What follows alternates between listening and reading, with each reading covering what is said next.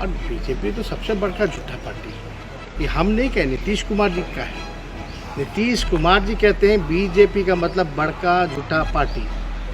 अब उनके नेता ही ललन सिंह हों या कौन हो, वही लोग सरकार पे ही, अपने ही सरकार पर जिसमें वो पार्ट है, उंगली उठा रहे हैं। तो अब कौन झूठा है कौन फरेबी है, ये तो जनता। नमस्कार, आप न्यूज़ 4 नेशन देख रहे हैं। बीजेपी तो सबसे बड़ी झूठा पार्टी है, ऐसा खुद नीतीश कुमार कह चुके हैं। ये बातें नेता प्रतिपक्ष तेजस्वी यादव ने अपने आरजेडी के फेसबुक पेज पे कही है। उन्होंने यह बातें एक समाचार माध्यम से बात करते हुए ही कही और साथ ही साथ अपने इस वक्तव्य में उन्होंने सीधे सीधे पीएम मोदी पर भी निशाना साधा है। वैसे तो तेजस्वी यादव बेहद कम ही पीएम मोदी पर निशाना साधते हैं, मगर आज तेजस्वी यादव ने सीधे तौर पर एक तीर पीएम मोदी पर छोड़ा है और साफ कहा है कि पंजाब में जो घटना पीएम मोदी के कारकेड के साथ हुई है, जो कॉन्वॉय उनका पुल पर रोक दिया गया था, वह सिर्फ एक बहाना है, एक ड्रामेबाजी है। बीजेपी का यह साफ मानना है कि पंजाब में उनका कोई भी आधार वोट नहीं है।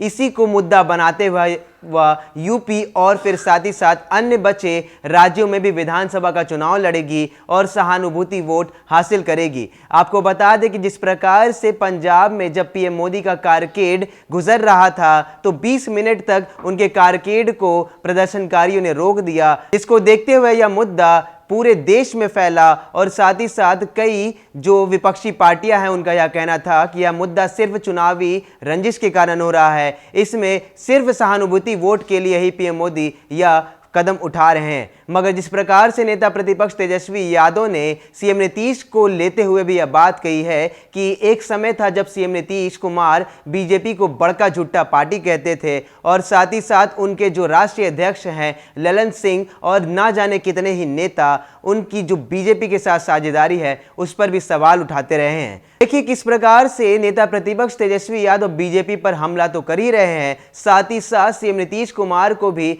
अपने लपेटा में ले रहे हैं।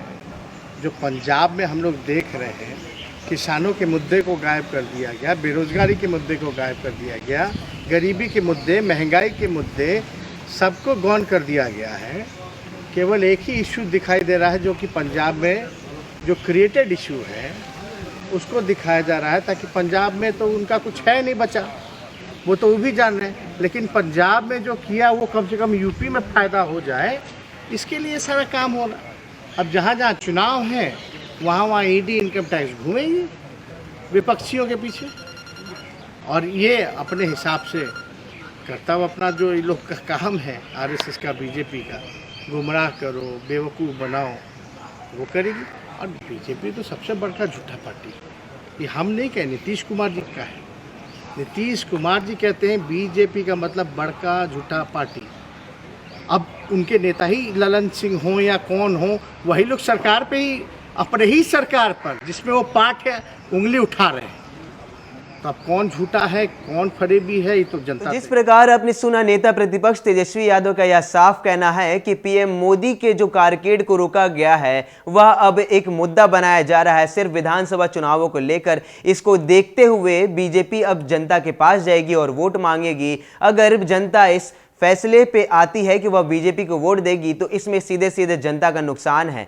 मगर जिस तरीके से तेजस्वी यादव ने आज सुबह सुबह पीएम मोदी पर निशाना साधा है, साथ ही साथ सीएम नीतीश कुमार की भी कुछ बातों को याद करा दिया है कि एक समय था जब सीएम नीतीश कुमार बीजेपी को भारतीय जनता पार्टी ना कहकर बड़का झूठा पार्टी कहते थे और उनके जो राष्ट्रीय अध्यक्ष है ललन सिंह, वो सब भी अपने ही साझेदारी अर्थात बीजेपी पर उंगली उठाते रहे हैं। यह सब बातें तेजस्वी यादव के द्वारा कही गई है। उन्होंने यह भी कहा है कि विधानसभा चुनाव आने वाले हैं, इसको देखते हुए तारीखों का ऐलान तो हो गया है, मगर एक तरफ जहां गरीबी का मुद्दा है, जहां बेरोजगारी का मुद्दा है, उसके इतर अब जो पंजाब में घटना घटी है उस पर ज्यादा ध्यान दिलवाया जा रहा है। इससे जनता को बचना है। मगर जिस तरीके से तेजस्वी यादव ने आज सुबह सुबह पीएम मोदी पर हमला कर दिया है, सीधे तरीके से उन्होंने पीएम मोदी पर सवाल उठाए हैं कि गरीबी और बेरोजगारी को छोड़कर आप सिर्फ पंजाब के मुद्दे पर ही लोगों को फंसाना चाहते हैं। आखिर विकास की बातें कहां रह गई कि पंजाब में जो कारकेड रुका है उससे विकास का क्या लेना देना है। लगातार खबरों में बने रहने के लिए आप देखते रहिए न्यूज़ 4 नेशन। नमस्कार।